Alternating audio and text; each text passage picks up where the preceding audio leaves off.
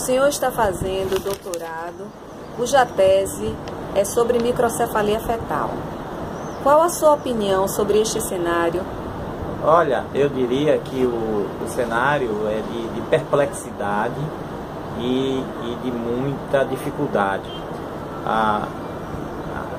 De repente, nós vimos um número imenso de casos de microcefalia sem que houvesse assim algo que pudesse justificar. De repente, os colegas lá de Pernambuco entenderam, começaram a notificar que poderia ter alguma relação com o Zika vírus. O Zika vírus é bem estudado, né? Porque no Oceano Pacífico tem vários casos, está devidamente comprovado que ele pode ser transmitido sim pelo mosquito o mosquito Aedes aegypti. Ele pode ser transmitido também por um outro tipo da família do Aedes aegypti, que é o Aedes albopictus, né? Muito conhecido na Ásia, que talvez seja até esse agente que esteja aqui no Brasil e nós estejamos atribuindo esta transmissão tão somente ao mosquito da dengue. Então, no meio científico, os únicos relatos que tinham assim, com maior gravidade foi na Polinésia Francesa. Eles ultimamente tiveram até que rever. Eles disseram que tiveram alguns 4 ou 5 casos de alterações neurológicas, mas depois de notificado pelo Brasil, eles reviram os casos deles e chegaram a 17 casos de microcefalia, enquanto que a média anual era apenas de 1 caso. Então, mesmo com o surto do Zika vírus, eles também tiveram esse aumento assombroso no número de casos, que não chamou a atenção, claro, porque era uma população apenas 280 mil pessoas, e com a chegada do vírus aqui no Brasil, essas mulheres, essas pessoas eram, assim, digamos, não havia defesa, não estava habituado a ter o contato com o Zika vírus, e daí ele tenha talvez ganhado força para provocar tanta alteração neurológica de tamanha magnitude. Somado a isso, nos primeiros casos que nós temos detectado, nós temos quase 80 casos já catalogados na nossa pesquisa com ultrassonografia. Nós temos visto a grande associação do Zika e que as alterações vêm com mais força quando ele tem algumas doenças já conhecidas, alguns exames laboratórios de doenças já conhecidas nossas, como a toxoplasmose e principalmente o citomegalovírus, que em padrões normais aqui do Brasil, em termos de Brasil, a citomegalovírus não chega nem a 3% daqueles que tem, dos bebês que têm a doença e que cursam com microcefalia. Mas quando nós temos visto, nós temos os casos de agenesia e de holoprosencefalia, ou seja, lesões grandes no cérebro, e por coincidência eles têm também altos níveis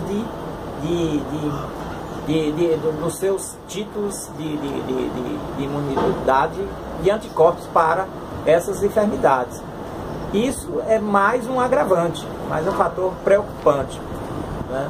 Nós temos feito a pesquisa com ultrassonografia, e nós temos visto a outra preocupação é que aqui no governo brasileiro, as autoridades brasileiras falam tão somente da microcefalia. Ora, a microcefalia é pós-fato, é a consequência da lesão. Pouco tem se falado das lesões que vêm associadas à microcefalia, que são as lesões cerebrais. Isso passa assim, a sensação para a população de que talvez uma expectativa, não, é só a microcefalia, o bebê pode evoluir bem, não, e não é verdade. Nós temos dado ênfase às lesões cerebrais, principalmente as lesões do córtex. Essas lesões, elas são importantíssimas, porque no córtex cerebral é que está o patrimônio intelectual das pessoas, das crianças, dos bebês. É nesta área que comanda a audição, comanda a visão, comanda o aprendizado, e infelizmente em 100% dos casos de microcefalia que nós detectamos, todas têm lesão cerebral. Então dá importância também ao diagnóstico precoce, porque a microcefalia é só uma sequela. O diagnóstico precoce há de ser feito com a ultrassonografia e um exame simples, não precisa ultrassonografia sofisticada, né? Um exame simples você pode detectar as lesões, e é o que eu chamo de padrão ouro, porque a lesão do córtex, para a senhora ter ideia, é como se fosse um curto-circuito nas instalações. Então, se você detecta precocemente, e você tem que estimular também precocemente, você tem que estimular precocemente para que o cérebro faça novas religações e tente a dar um padrão de vida próximo do normal a esses bebês. Então, o que a gente vê é que nós temos que nos preparar, não só a rede de saúde, nós temos uma série de infinidades de apoios sociais que há de ser preparado, há de haver mudanças, inclusive nas nossas escolas. Temos que ter escolas preparadas para isso, nós temos que ter professores capacitados para isso, porque são múltiplas deficiências que esses pacientes, esses bebês acometidos, infelizmente, apresentam. Então, nós precisamos ter também a cumplicidade da família. É preciso que o governo apoie a família. Nós temos visto algumas medidas apenas de fonoaudiólogo. Não, você tem que dar um suporte, sobretudo educacional, intervenção educacional precoce nessas pessoas, nesses bebês acometidos. E isso é possível com a cumplicidade da família, dos gestores escolares, da rede de saúde também. Vai haver mudanças, nós temos que nos prepararmos para isso. A estimulação precoce é importantíssima, mas não assim entregue apenas a um grupo. É preciso ter múltiplos profissionais nessa equipe, porque as carências são muitas, as deficiências são muitas. Outro fato que a gente interpreta como importante é o segmento dessas lesões. Então, o segmento se essa paciente tem microcefalia, é porque esse cérebro não atingiu o tamanho mínimo. O cérebro considerado normal, isso na literatura mundial, ele tem que ter 300 gramas. Então, se tem um microcefálico que não seja geneticamente, não tenha aquela vocação genética, é porque esse cérebro não atingiu o tamanho devido, e isso precisa ser seguido após o bebê nascer. Isso tem que ser só medir o perímetro do ponto de vista diagnóstico uma vez só. Isso não tem muita valia.